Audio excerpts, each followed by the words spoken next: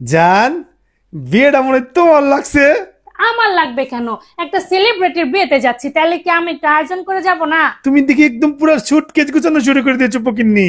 হ্যাঁ, আমি অনেক মজা করবো আর অনেক সেলিব্রিটির আসবে কিন্তু এই বিয়েতে, তাই না? নাকি? কারা কারা আসবে বলো তো? কিন্তু কাদের বিয়ে আপনাদেরকে আমি বলবো না। গেস করেন কমেন্টে জানান কার কার বিয়ে। জানান তো কাদের বিয়েতে যাচ্ছি, হ্যাঁ। কার বিয়ের দাওয়াত খেতে যাচ্ছি।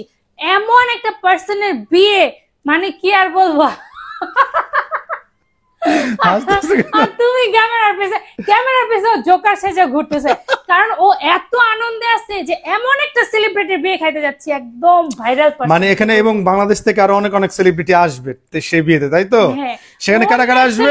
নাম বলে দিব না, নাম বলে দিলে চাকরি থাকবে না। তাই? হ্যাঁ। তাহলে আপনারা অপেক্ষা করেন। নাম বলা যাবে না। জীবনে প্রথম সেলিব্রিটির বিয়ে খাইতে যাচ্ছি, আমার গহনা গাট্টি যা আছে সমস্ত কিছু নিয়ে কিন্তু চলে যাচ্ছি। তাই নাকি? সেলিব্রিটির বাসায়। তাই? এই লাস্ট না, আগামী 2-3 দিন খুব আনন্দে কাটবে। তাই? হ্যাঁ হ্যাঁ, মজা হবে, অনেক মজা হবে। এবং সেখানে কিন্তু অনেক খাওয়া দাওয়া হবে। তারা অনেক ভালো মনের মানুষ কিন্তু। হ্যাঁ, সেখানে আমরা অনেক মজা করব, মাস্তি করব, অনেক খাওয়া দাওয়া করব, অনেক কিছু করব, শাড়ি পরবো, অনেকগুলো শাড়ি পরবো। তাই নাকি? হ্যাঁ, মানে কথা আছে না একটা, যার বিয়ে তার খবর নাই, পাড়াপড়শির ঘুম নাই। তো বিষয়টা কি ওরকম হয়ে গিয়েছে? হ্যাঁ, পাড়াপড়শির ঘুম থাকবে কেন? আমরা পাড়াপড়শি না গেলে কি বিয়ে হবে? তাই? হ্যাঁ। আচ্ছা, আমরা যাচ্ছি রাজশাহীতে একজনের বিয়ে খাইতে, একটা সেলিব্রিটি দম্পতি। কেন বলে দিলা রাজশাহীতে আমরা বিয়ে খাইতে যাচ্ছি? না, তাহলে তো মানুষ সবাই জেনে যাবে আমরা কার বিয়ে খাইতে না যাচ্ছি। না, সে জানবে না। রাজশাহীতে বিয়ে খেতে যাইতেছে একটা সেলিব্রিটি, এবং সেখানে আরো অনেক সেলিব্রিটি আসবে, এবং রাজশাহীর অনেক বড় বড় সেলিব্রিটি সেখানে থাকবে, তাই তো রোজা? হ্যাঁ, মজা হবে, ওখানে সবাই থাকবে, অনেক মজা হবে। আর এটা আমি বিয়ের দিন পর, আমাকে কেমন লাগবে? সুন্দর লাগছে তোমাকে, অনেক সুন্দর লাগতেছে শোনা। আচ্ছা ঠিক আছে, আমি গুছাই, তুমি তাড়াতাড়ি কি পরবা নিয়ে আসো, তাড়াতাড়ি ট্রেনের সময় হয়ে গেছে, যাইতে হবে। যেহেতু সেলিব্রিটির বিয়ে বলে কথা, আমার তো হেয়ার কালারটা চেঞ্জ করতেই হবে।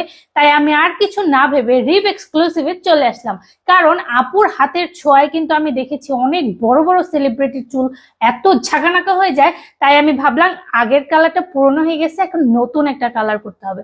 তো এই তো আপু কত যত্ন সহকারে আমার কিন্তু চুলটা ফাইনালি চেঞ্জ করে দিবে। আপনারা কিন্তু লাস্ট পর্যন্ত দেখবেন, এত সুন্দর করে দিছে আমার চুলের কালারটা। এবার সবাই বলতেছিল যে এবারের কালারটা তোমার বেস্ট হয়েছে। আমার জানেন মাথা থেকে চুল উঠে গেছে।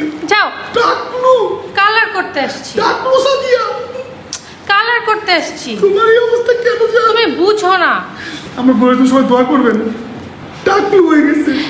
কিন্তু জান, চিন্তা করুন, আমি তো তোমাকে অনেক ভালোবাসি। কত চুল, আমি কালার করতে আসছি। আর যে পিছনে একটা ফকিন্নি আছে ঘুমাচ্ছে। আপনারা তো জানেনই আমার জামাই আমার সাথে অলওয়েজ ফান করে। সে কিন্তু জানতো যে আমি চুলে কালার করতেছি, তবু আপনাদেরকে একটু ভয় দেখানোর জন্য সে উল্টাপাল্টা একটু কথা বললো। তো যাই হোক, এখন আমরা একটু হালকা পাতলা নাস্তা করতেছিলাম, কারণ মোটামুটি অনেকটা সময়ই লাগছে আমার কালার করতে। আমার কিন্তু চুলের ফাইনাল লুক চলে আসছে।